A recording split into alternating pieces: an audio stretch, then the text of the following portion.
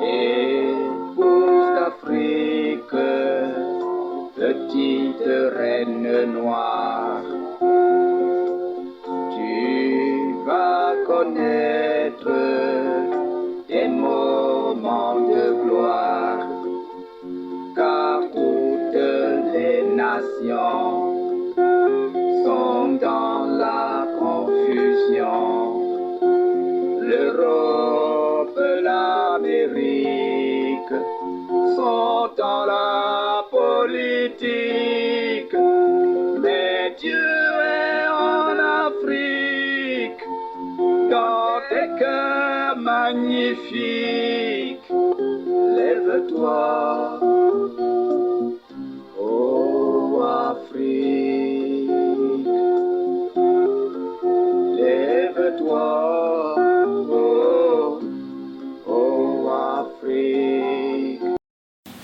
Très heureux de vous retrouver ce soir dans le cadre de votre programme Les Voix du Sud. Nous espérons que vous allez bien à la maison.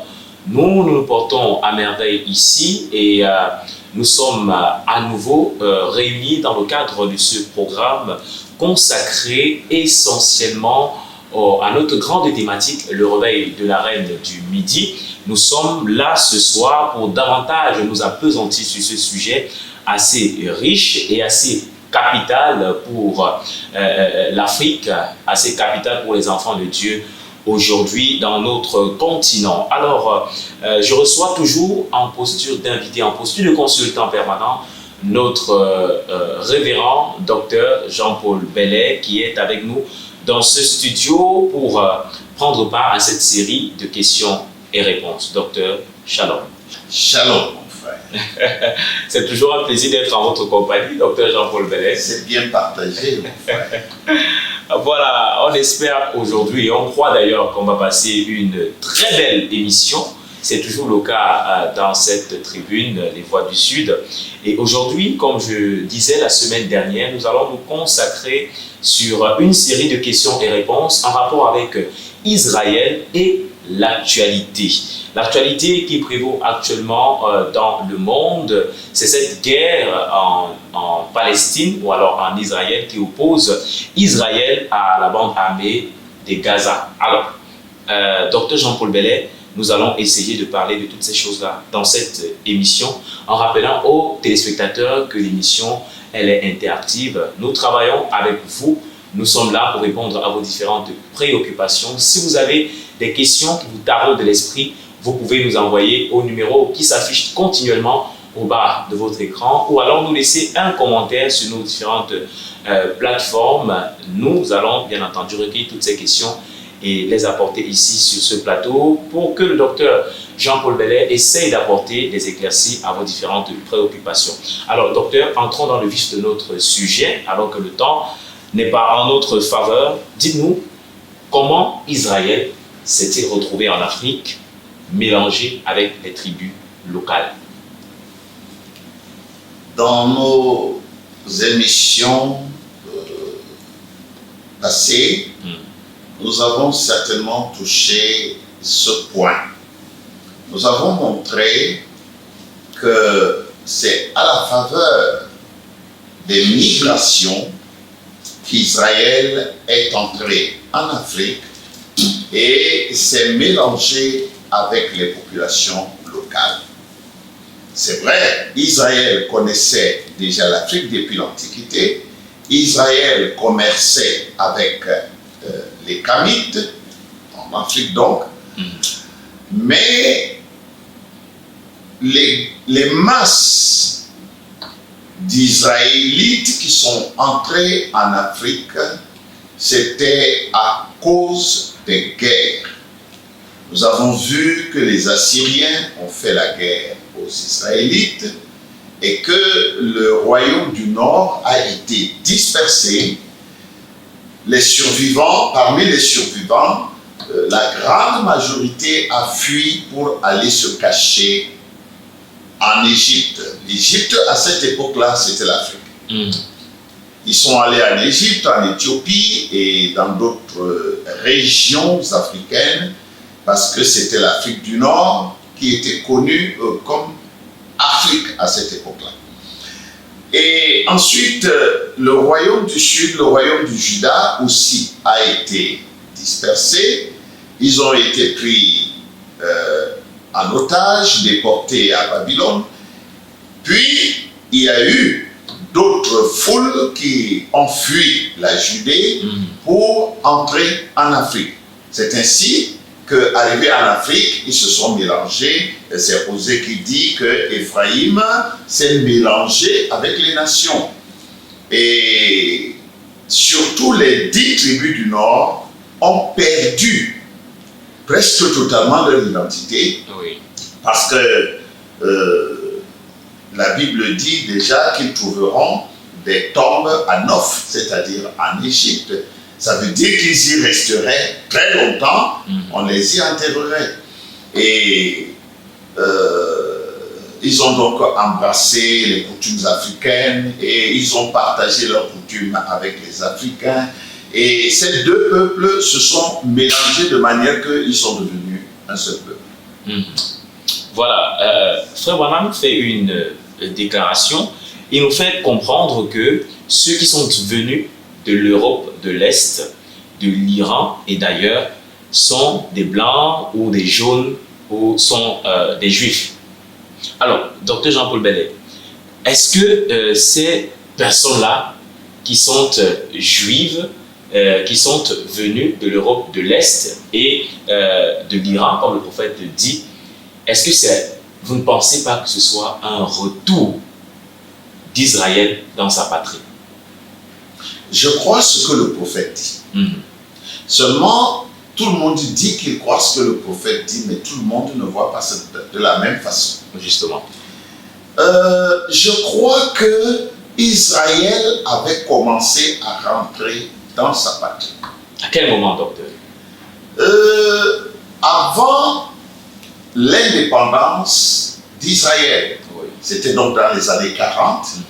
Et il y a des foules d'Européens.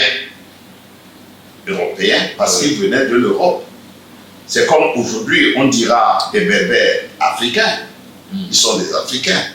Donc, il y a eu des gens venus de l'Europe de l'Est qu'on appelle les Ashkénazes. Et ces gens sont entrés en Palestine, se réclamant de Jacob, donc d'Israël. Ce sont des Blancs. Mais Frère Branham nous a dit dans le message que le Juif est noir. Et que tous les gens de l'Orient antique étaient des gens au teint sombre. Donc au teint noir. Peut-être pas noir comme les hommes de couleur, comme les Africains, mais noir quand même. Comment se fait-il que tous ces Blancs-là, Frère Branham dit que c'est Israël qui rentre dans sa patrie? C'est vraiment une problématique. Mais moi je crois que le prophète a dit que c'est Israël. Parmi eux, il y avait des Israélites qui avaient le sang juif ou le sang israélite. Il y en avait, puisque, comme je disais par le passé, il y a eu des brassages, il y a eu des mariages mixtes, et comme le sang vient de l'homme, comme la vie vient de l'homme, il y a des hommes d'origine juive qui ont épousé les gens d'autres nations et leurs enfants ont épousé d'autres gens d'autres nations ou alors même des enfants d'Israël, des filles d'Israël.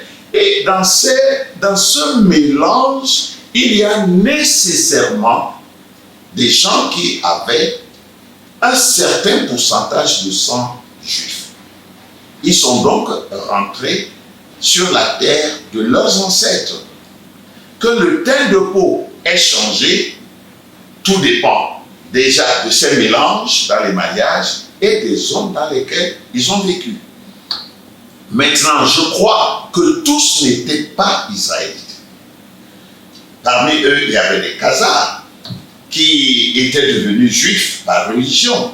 Il y avait des gens d'autres nations qui n'étaient pas originellement israélites. De même, ceux qui sont venus d'Iran, c'est pareil. C'est comme ceux qui sont venus d'Afrique, parce qu'il y a par exemple les Beta Israël aussi qui sont une partie qui sont entrés, une partie d'entre eux, n'est-ce pas, sont entrés en Israël. Je ne pense pas que tous avaient 100% de sang israélite. Il y a eu des mélanges, donc on ne peut pas dire que tous étaient israélites ou que tous n'étaient pas israélites. Mais ils étaient juifs, certains de naissance, d'autres de religion. Et quand Frère Branham dit que Israël est en train de rentrer dans sa patrie, je crois ça. Parce que même s'ils étaient 1 million et qu'il y ait 100 000 juifs véritables, authentiques, c'est Israël qui rentre. Quand Israël est sorti d'Égypte, tous ceux qui sont sortis n'étaient pas israélites. Il y avait des gens d'autres nations. Il y avait des sangs mélangés. Il y avait des Israélites qui avaient épousé des Kamites. Leurs enfants aussi, il y en a qui sont sortis. Il y avait des Kamites qui avaient épousé des filles d'Israël. Leurs enfants, certainement, certains sont aussi sortis. On a dit Israël. Mais tous n'étaient pas Israël. La preuve, c'est que quand ils sont arrivés au désert, on a vu qu'il y avait des ramassis. Oui. Donc, il y avait des étrangers. C'est la même chose chaque fois. C'est la même chose parmi ces juifs qui sont rentrés en Israël. Il y en avait qui étaient des enfants d'Israël de plusieurs générations après. Et il y en avait qui n'avaient pas de sang du Moyen-Orient du tout. Les études scientifiques même l'ont prouvé aussi. Voilà, merci Dr Jean-Paul Bellet. À la lumière des déclarations du prophète Branham, comment comprendre Apocalypse chapitre 2 et le verset 9 et Apocalypse chapitre 3 et le verset 9, qui sont ces gens qui se disent juifs, mais ne le sont pas. Est-ce qu'ils mentent, docteur? La parole de Dieu ne ment pas. Si la parole de Dieu dit qu'il y a des gens qui se disent juifs et ne le sont pas, qu'ils mentent, c'est la vérité. Mais comment pourrons-nous les reconnaître? Cela nous ramène dans la prophétie de Noé. Noé, en prophétisant sur Japheth, il dit que les possessions de Japheth s'étendent, que Dieu étende les possessions de Japheth et que Japheth habite sous les tentes de Sem. En d'autres termes, Japheth va s'épanouir, il va s'étendre, il va s'élargir et il va aller au-delà de ses possessions originelles. Et ensuite, Japheth va envahir la terre de Sem, les tentes de Sem. Et c'est lui qui va habiter là où Sem doit habiter. Maintenant, la prophétie ainsi décryptée, nous entrons dans l'histoire pour voir s'il y a des peuples qui se sont installés sur la terre accordée à Abraham, à Dieu lui-même, et qui ne sont pas de la descendance d'Abraham ou qui ne sont pas de la descendance de Jacob. Parce que quand on parle d'Israël, on ne parle pas d'Abraham, on parle de Jacob. Oui. Voilà.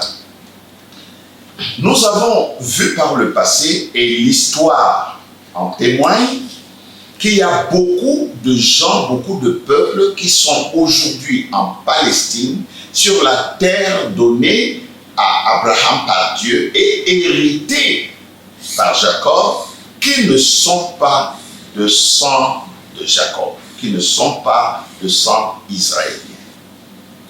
Nous avons parlé des Juifs venus de l'Europe de l'Est. Nous savons que parmi eux, il y a des Japhétites. Parce que l'Europe de l'Est, c'est les Japhétites. Ce n'est pas des Sémites. La Russie, l'Ukraine, la Géorgie, tous ces gens-là, c'est des Japhétites. Ce sont les descendants de Japheth au travers de Gomère. Et l'un des fils de Gomère, c'est Ashkenaz. Ce sont des descendants eux-mêmes se réclament d'Ashkenaz. Maintenant, les Juifs les vrais juifs authentiques, comme c'est des gens qui aimaient les affaires et ils voyageaient partout, ils ont réussi à convertir les gens de l'Europe orientale et aussi par la suite des Khazars. Il y en a qui se sont convertis au judaïsme. Et nous avons dit par le passé, et l'histoire le prouve, que lorsque le roi Khazar Boulan a accepté ou choisi par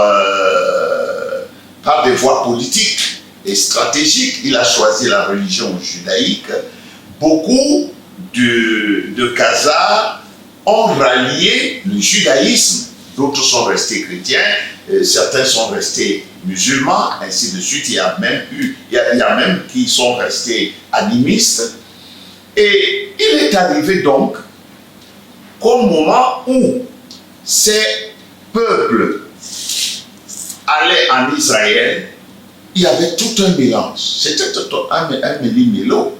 Il y avait des Juifs qui avaient le sang israélien. Il y avait des Juifs, parce que Juifs, c'est par religion. Au départ, c'était pas par religion. Au départ, les Juifs, c'était les enfants de Juda. Les Judéens qui étaient de la race d'Israël. C'est eux qui étaient les Juifs. Mais quand les autres nations ont rallié le judaïsme, ils étaient d'abord des prosélytes, mais ils se sont arrangés avec le rabbinat juif qui était corrompu déjà, et ils sont devenus des Juifs. On les appelle tous des Juifs. Vous lisez les manuels d'histoire, on appelle les Juifs séfarades, c'est-à-dire de l'Europe occidentale, les Juifs ashkénazes, c'est-à-dire de l'Europe orientale, et parmi lesquels les Khazars, on les appelle tous des Juifs, parce qu'ils sont dans la religion judaïque. Et alors, ceux qui sont rentrés de l'Europe de l'Est, comme ceux qui sont rentrés de l'Iran et d'ailleurs, est-ce qu'ils sont véritablement des enfants d'Israël? Certains le sont. Le sang dilué, c'est vrai, leur sang a été dilué par la diversité des mariages, mais il y en a quand même qui sont de souche, qui sont d'origine. Mais il y en a qui n'ont aucune trace de sang d'Israël aussi. Alors, docteur Jean-Paul Bellé, ces personnes-là, justement, y a-t-il des conséquences au fait de se faire passer pour un Israélite alors que nous ne le sommes pas? Il y a des conséquences. Dieu dit qu'ils disent qu'ils sont juifs, mais qu'ils ne le sont pas. Et s'ils ne le sont pas, ça veut dire qu'ils mentent. Aujourd'hui, ils se réclament être Israël. Mais l'histoire dit que c'est des étrangers. Mais c'est eux qui dominent. C'est pourquoi Dieu a promis de leur faire payer la note. La guerre d'Armageddon, c'est l'un des objectifs de la guerre d'Armageddon. La troisième guerre mondiale qui arrive, ce sera contre Israël, c'est-à-dire les gens qui se sont partagés la terre d'Israël. Dieu dit qu'il va leur faire la guerre, il va rassembler les nations du monde contre eux. C'est après ça que Dieu va rétablir le royaume d'Israël avec les 144 000. Donc, parmi eux, il y a des Édomites, il y a les Khazars, il y a les Ashkénazes, il y a les Séfarades, c'est des étrangers, les Japhétites, qui ont pris, parce que beaucoup de gens ne savent pas que les Romains sont d'origine édomite. Beaucoup de gens ne le savent pas. Ils sortent d'Édom, les Romains. Donc tous ces étrangers, qui sont en fait tous des Japhétites, mais convertis au judaïsme, Dieu va les massacrer. Frère Branham dit que ce sera la chair à canon lors de la troisième guerre mondiale. Et il ne restera que les vrais juifs d'origine qui ont le sang juif à 100%, les 144 000.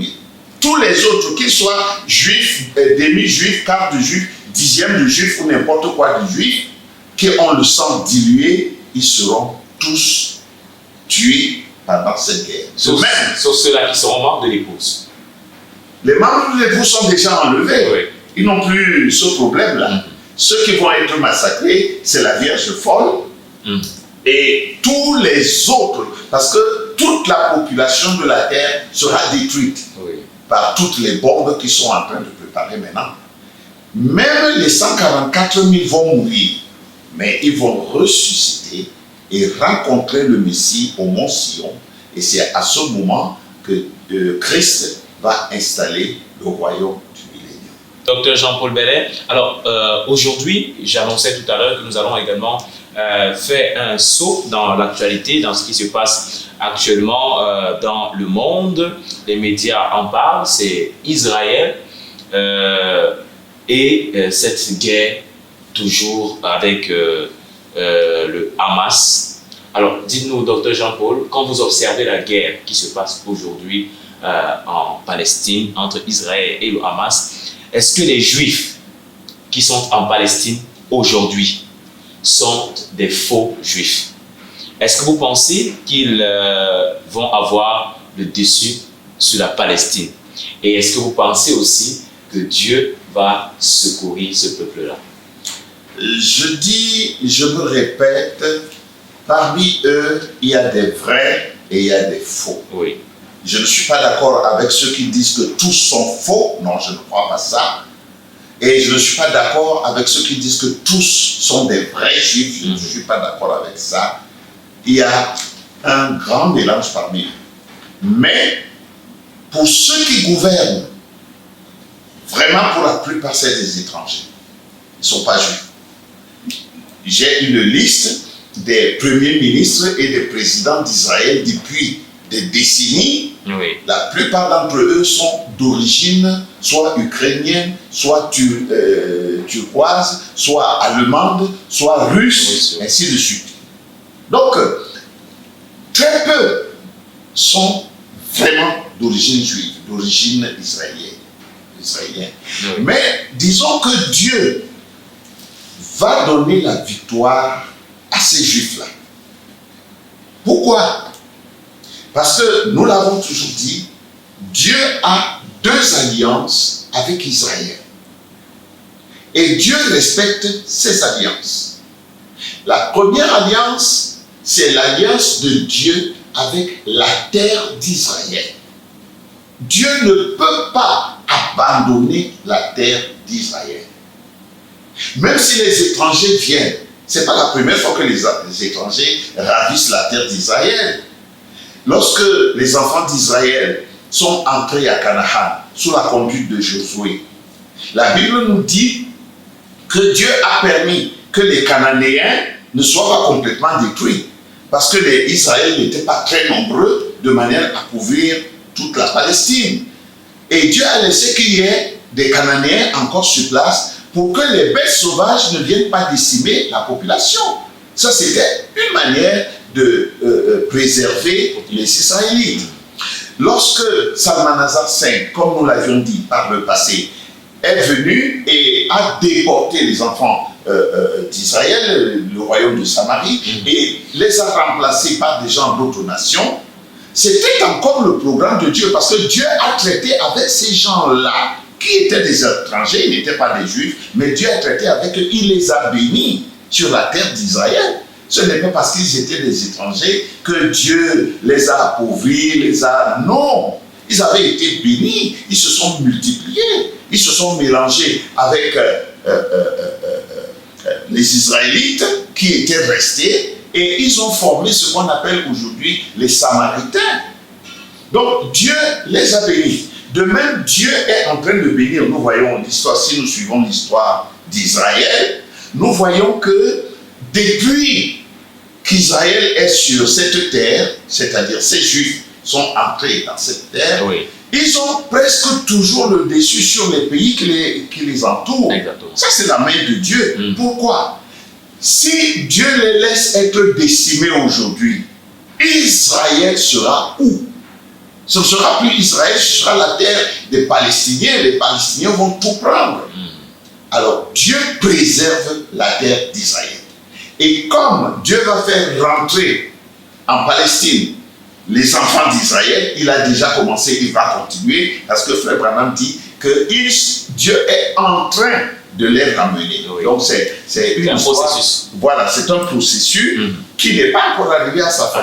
Donc, en attendant que tous rentrent et que Christ rétablisse le royaume d'Israël, la nation, au millénium, il faut que la terre soit préservée. C'est pourquoi Dieu, je crois de tout mon cœur que Dieu leur donnera le dessus, jusqu'au moment où Dieu va maintenant rassembler les nations du monde, c'est ce qu'on appelle la Troisième Guerre mondiale, et que Israël sera massacré. Tous ces étrangers, ils seront massacrés. Tous ceux qui sont demi-israélites, ils seront massacrés. Il ne restera que les 144 000. Voilà, et pour sortir de cette émission, Dr Jean-Paul Bellet, est-ce que vous pensez que la guerre d'Armageddon, dont vous avez évoqué tout à l'heure, a déjà commencé? Il est écrit dans la parole de Dieu, vous entendrez parler de guerre et de bruit de guerre. Les guerres, c'est une nation ou un pays contre un pays. Deux pays, par exemple en Ukraine, c'est une guerre. Maintenant en Palestine, c'est une guerre. Parce que c'est Israël contre un autre pays. Un peuple. Ça, c'est des guerres. Mais il y a aussi des bruits de guerre. Il y a le Hamas qui tire, qui envoie quelques bombes, quelques missiles. Israël répond. Bon, ça, c'est des bruits de guerre. Mais les guerres conventionnelles, c'est ça qu'on appelle les guerres. Les autres, là, c'est pas des guerres. C'est pourquoi, en parlant de ce qui se passe aujourd'hui en Palestine, avant, on n'appelait pas ça guerre. Mais maintenant, on appelle ça guerre parce que c'est une guerre ouverte, c'est déclaré officiellement. Donc, je pense que ces foyers de guerre conduisent à la guerre d'Armageddon. Mais je ne crois pas que la guerre d'Armageddon ait déjà commencé en tant que telle. Parce que jusque-là, les grandes nations se réservent. Les grandes nations ne sont pas encore entrées en guerre. Le bloc de l'Est doit combattre contre le bloc de l'Ouest. Dans la Bible, on parle du roi du Nord, du roi du Sud. Nous n'avons pas le temps d'étayer tout cela, mais la guerre d'Armageddon, pour moi, n'a pas encore commencé. Mais c'est des préparatifs, c'est des petits foyers qui, en se multipliant, vont faire un grand conglomérat de guerre, de foyers de guerre, et puis l'éclatement total va arriver. D'accord, merci beaucoup, Dr Jean-Paul. En tout cas, nous sommes en observation. Frère Branham nous a aussi enseigné que Israël est l'horloge de Dieu. Amen. Voilà, donc nous sommes en observation, nous regardons ce qui se passe dans le monde et en tant qu'enfants de Dieu, nous devons être avertis, Dr Jean-Paul Bellet, sur tout ce qui se passe dans le monde. Oui, nous devons être avertis. J'en profite, n'est-ce pas, pour attirer l'attention particulièrement des prédicateurs du message. Ils doivent chercher à s'informer. Ils doivent être à la page. Ils doivent maîtriser les événements modernes qui sont rendus clairs par la prophétie. Il y en a qui ne lisent pas, il y en a qui ne fouillent pas, il y en a qui ne cherchent pas, il y en a qui ne suivent même pas les émissions, qui sont complètement étrangers à tout ce qui se passe. Ils se contentent seulement, Frère Branham a dit, Frère Branham a dit, Frère Branham a dit, c'est vrai, mais Frère Branham a aussi dit. C'est pourquoi un prédicateur qui prêche ce message doit toujours être au courant des événements pour les rapprocher des prophéties et pouvoir donner au peuple de Dieu la lumière sur les choses qui se passent maintenant. Voilà, le message a été donné par le docteur Jean-Paul Bellet. Il est important pour les hommes de Dieu à travers le monde de se cultiver, d'écouter l'actualité, de suivre les journaux, les émissions. C'est très important. On nous a demandé de le faire. C'est une recommandation d'ailleurs du messager. Il nous a demandé, par exemple, d'observer le roi du Nord et de suivre tous ses mouvements. C'est important. Il nous a dit également qu'Israël est l'horloge de Dieu. Donc, toutes ces choses-là unies, C'est ça qui forme aussi le message du temps de la fin. C'était un plaisir d'être en votre compagnie une fois de plus ce soir dans le cadre de ce programme Les Voix du Sud. Docteur Jean-Paul, merci. Merci, mon frère. Que Dieu vous bénisse, qu'il bénisse tous nos téléspectateurs. Oui. Nous serons toujours heureux de vous avoir et de partager avec vous ce que nous avons en commun, la parole de notre Dieu. Ça sera toujours un plaisir, chers téléspectateurs, d'être avec vous la semaine prochaine, dimanche, Dieu voulant, lorsqu'il sera 20h, pour un autre rendez-vous de votre programme Les Voix du Sud. Ça sera avec le même plaisir.